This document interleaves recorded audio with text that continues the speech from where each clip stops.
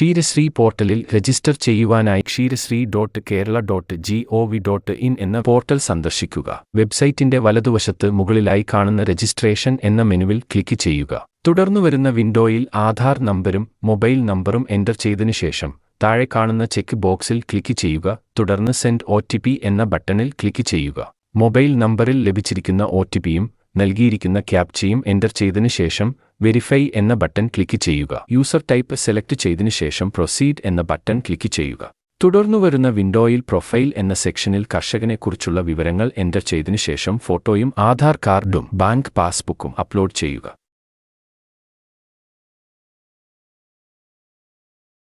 Bank account details എന്ന സെക്ഷനിൽ account details രേഖപ്പെടുത്തുക.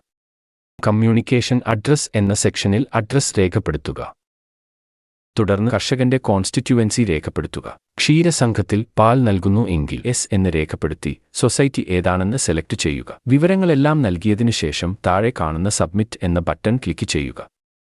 രജിസ്ട്രേഷൻ വിജയകരമായി പൂർത്തിയാകുമ്പോൾ കർഷകന്റെ സ്മാർട്ട് ഐഡിയും പാസ്വേഡും മൊബൈലിൽ ടെക്സ്റ്റ് മെസ്സേജ് ആയി ലഭിക്കും. ക്ഷീരശ്രീ പോർട്ടലിൽ ലോഗിൻ ചെയ്യുവാനായി ഈ സ്മാർട്ട് ഐഡി ഉപയോഗിക്കാവുന്നതാണ്. ലോഗിൻ ചെയ്യുവാനായി kshree.kerala.gov.in എന്ന പോർട്ടൽ സന്ദർശിക്കുക. വെബ്സൈറ്റിന്റെ വലതുവശത്ത് മുകളിലായി കാണുന്ന ലോഗിൻ എന്ന മെനുവിൽ ക്ലിക്ക് ചെയ്യുക. തുടർന്ന് ഫാർമറിന് ലഭിച്ചിരിക്കുന്ന സ്മാർട്ട് ഐഡിയും പാസ്വേഡും നൽകിയിരിക്കുന്ന ക്യാപ്ചയും എൻ്റർ ചെയ്തതിനു ശേഷം സൈൻ ഇൻ ബട്ടൺ ക്ലിക്ക് ചെയ്യുക. തുടർന്ന് വരുന്ന വിൻഡോയിൽ മൊബൈൽ നമ്പറിൽ ലഭിച്ചിരിക്കുന്ന OTP നൽകിയതിനു ശേഷം വെരിഫൈ എന്ന ബട്ടൺ ക്ലിക്ക് ചെയ്യുക.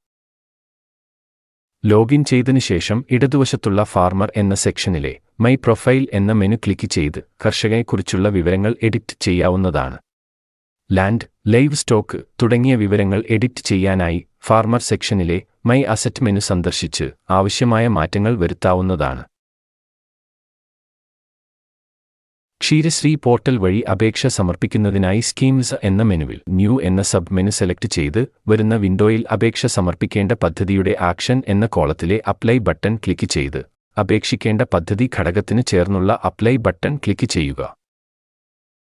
കർഷകൻ വേണ്ട നിർദ്ദേശങ്ങൾ ഉൾപ്പെടുന്ന ഒരു വിൻഡോ ഓപ്പൺ ആകും. നിർദ്ദേശങ്ങൾ വായിച്ചു മനസ്സിലാക്കിയ ശേഷം നെക്സ്റ്റ് ക്ലിക്ക് ചെയ്യുക. തുടർന്ന് കർഷകൻ തിരഞ്ഞെടുത്ത സ്കീമുമായി ബന്ധപ്പെട്ട ഫിനാൻഷ്യൽ ബ്രേക്കപ്പ് വിൻഡോ ഓപ്പൺ ആകും. ഈ വിൻഡോയിൽ എക്സ്പെൻഡിച്ചർ പാരാമീറ്റർ മെനുവിൽ നിന്നും ആവശ്യമായത് സെലക്ട് ചെയ്യുക. തുടർന്ന് എക്സ്പെൻഡിച്ചർ അമൗണ്ട് നൽകിയതിനു ശേഷം എസ്റ്റിമേറ്റ് ഫയലിലെ ബ്രൗസ് എന്ന ബട്ടൺ ക്ലിക്ക് ചെയ്തു ആവശ്യമായ രേഖ അപ്ലോഡ് ചെയ്യുക.